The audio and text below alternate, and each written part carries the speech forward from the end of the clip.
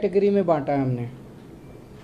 एक वो बिल्स हैं, एक वो लोग हैं, वो कंज्यूमर्स हैं जिनके 2 या 2 से ज़्यादा ओके रीडिंग आई हुई हैं। ओके रीडिंग मतलब कि मीटर रीडर गया, उसने एक्चुअल रीडिंग ली और वो ओके है, वो उस दोनों साइड्स के लिए सेटिस्फैक्ट्री है। सो जिन लोगों की 2 या 2 से ज़्यादा ओके रीडिंग है वो, और जिन लोगों की 1 या नील ओके रीडिंग है वो लोग। जिन लोगों की 2 या 2 से ज़्यादा मीटर रीडिंग हैं, तो अगर 2 मीटर रीडिंग है तो दोनों मीटर रीडिंग का फिर एवरेज ले लिया जाएगा। और अगर 2 से ज़्यादा मीटर रीडिंग है, जैसे 3 मीटर रीडिंग है, तो 3 में जो बीच वाली मीटर रीडिंग है, बीच वाली मीटर रीडिंग से अगर अगली बड़ी मीटर रीडिंग डबल से ज़्यादा है तो उस वाली बड़ी फिर ये माना जाएगा कि वो गलत रीडिंग हो सकती है। मैं फिर से समझा दूँ, मान लीजिए 3 मीटर रीडिंग है, एक है 50, एक है 75 और एक है 200। ये 3, तो 50-75 मीडियन वाली रीडिंग हो गई, तो 200 वाली रीडिंग जो है वो 75 की डबल से ज़्यादा है, तो 200 को हटा देंगे, हम ये मानेंगे कि ये कुछ गलत रीडिंग होगी। सो जितनी भी हमारे पास ओके रीडिंग्स होंगी, ऐसी आउटलायर रीडिंग्स को हटाने के बाद जो रीडिंग्स बचेगी उसका एवरेज लेके जितने महीनों में उसने बिल नहीं भरा होगा उन सब महीनों में उस बिल को हम डाल देंगे और उसके हिसाब से उसका बिल बना के भेजेंगे। जिन लोगों के 1 या 1 से भी कम नील ओके रीडिंग है, फिर हम उसके पड़ोसियों का देखेंगे, क्योंकि जिस इलाके में रहता है, मान लो 100 गज के मकान है, 50 गज के मकान है, 25 गज के मकान है, 300 गज के मकान है, तो उस एरिया में जितने, हमारे पास तो जल बोर्ड का सारा डेटा है, उस एरिया के जितने घर हैं उसी किस्म के, उनका एवरेज निकाल के, उनकी जितनी भी ओके रीडिंग होगी उनका एवरेज निकाल के उस हिसाब से फिर उसका पानी का बिल बना दिया जाएगा। तो इस तरह से हम ये सारे 11.7 लाख डोमेस्टिक कंज्यूमर्स के हम लोग बिल बनाएंगे। ये करके हमने जब अपने कंप्यूटर पे रन किया तो इससे 11.7 लाख कंज्यूमर्स में से 7 लाख कंज्यूमर्स के बिल ज़ीरो हो जाएंगे, क्योंकि वो 20 किलोलीटर की जो हम फ्री वाली लिमिट है 20 के नीचे आ जाएंगे। वो आ रहे हैं, हमने करके दिखा, जी एक्सरसाइज करके देखी, तो लगभग 7 लाख कंज्यूमर्स के पुराने सारे बिल ज़ीरो हो जाएंगे, वो नीट एंड क्लीन हो जाएंगे। 1.5 लाख कंज्यूमर्स ऐसे हैं जिनके 20 से 30 किलोलीटर की कैटेगरी में आ रहे हैं और बाकी 30 के ऊपर वाली कैटेगरी के अंदर है। सो मैं समझता हूँ कि ये वन टाइम सेटलमेंट की स्कीम जो है, इससे लोगों को बहुत फ़ायदा मिलेगा। इसमें अभी कई सारी वो हैं फॉर्मेलिटी, आज जल बोर्ड ने इसको क्लियर किया अपनी बोर्ड की मीटिंग में, अब ये कैबिनेट में आएगा और मैं समझता हूँ ये सारी फॉर्मेलिटीज़ कंप्लीट करके ये 1 अगस्त से हम इसको लागू कर देंगे और ये वन टाइम सेटलमेंट स्कीम 3 महीने के लिए होगी।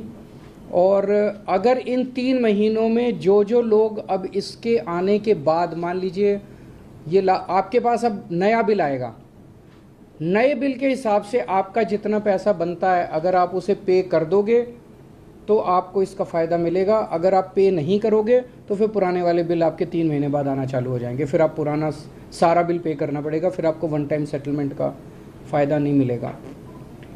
इसमें एक चीज़ देखने वाली है अब कि काफ़ी सारी समस्याएं मीटर रीडर्स के मीटर रीडिंग टाइम पे ना लेने की वजह से, बिल ना मिलने की वजह से, इन चीज़ों की वजह से है। इनके ऊपर कई सारे अभी स्टेप्स चल रहे हैं, मैं अभी उनके बारे में जानकारी नहीं दूंगा, लेकिन जब हम उसमें सक्सेसफुल हो जाएंगे तब मैं जानकारी दूंगा। उसके ऊपर युद्ध स्तर पे काम कर रहे हैं कि अब ये गलत मीटर रीडिंग का जो सिलसिला है जल बोर्ड का, ये ख़त्म होना चाहिए, ये बंद होना चाहिए। इसके ऊपर हम लोग कई सारे स्टेप्स कर रहे हैं और हम आपको बाद में बताएंगे। इसके ऊपर अगर कोई आपके प्रश्न है तो आप नहीं, आपको कोई जल बोर्ड जाने की जरूरत नहीं, आपके घर पे नया बिल आ जाएगा अगस्त के बाद। 1 अगस्त के बाद आएगा? 1 अगस्त के बाद। क्योंकि तो थोड़ा टेक्निकल पार्ट ज़्यादा है, तो एक लेमैन को कैसे समझाया जाएगा? लेमैन का बिल कम आएगा, अभी जितना एरियर्स आ रहे थे उसका हो सकता है 0 आ जाए, वो तो बहुत ही अच्छा है, फिर उसे कुछ करना ही नहीं है। और अगर उसका बहुत कम आता है तो वो कम वाला बिल भर दे। अगस्त तक बिल नहीं भरे लोग, हम यहाँ पे करें नहीं, जो बिल भर रहे हैं वो भरे, जो लोग बिल भर रहे हैं भरे, जिनके एरियर्स एक्यूमुलेट हो गए हैं उनके एरियाज जो एरियाज की वजह से दुखी हैं, उनके जो 11.7 लाख वो लोगों को इसका फ़ायदा मिलेगा।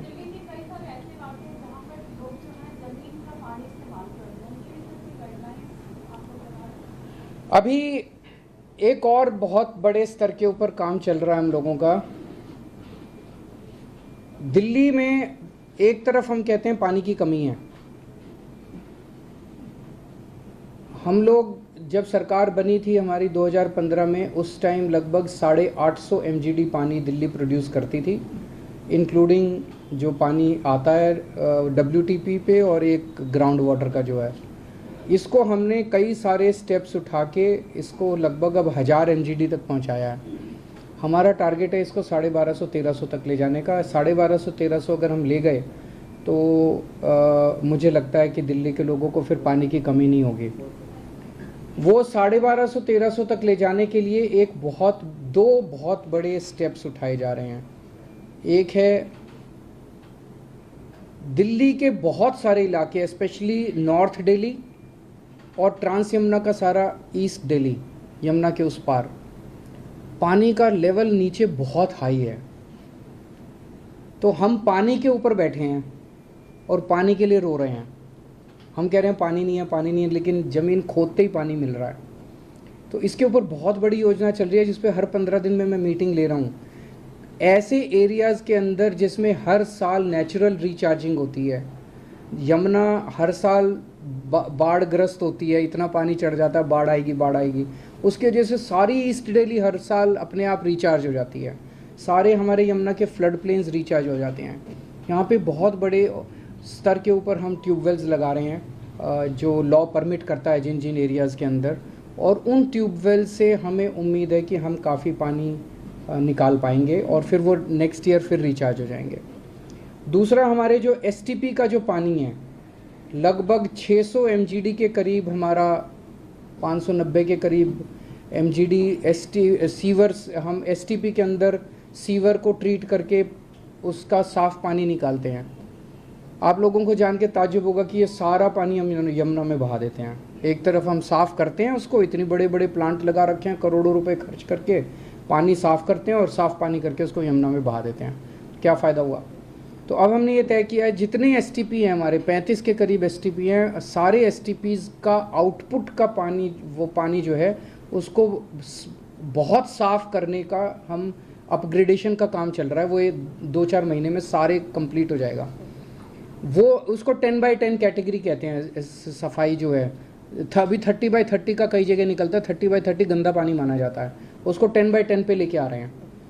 वो पानी आने के बाद हम ये जो इतनी सारी लेक्स बना रहे हैं, झीलें जो बना रहे हैं, इन झीलों के अंदर हम STP का पानी डालेंगे और वो बिल्कुल साफ़ है। जैसे द्वारका में और ये 3-4 अभी हम जो गए थे, ये सारा STP का पानी है, इसमें कोई बदबू नहीं होती, साफ़ पानी होता है। ये इसमें लेक में डाला और लेक में डालने से इतना खूबसूरत आसपास का वातावरण,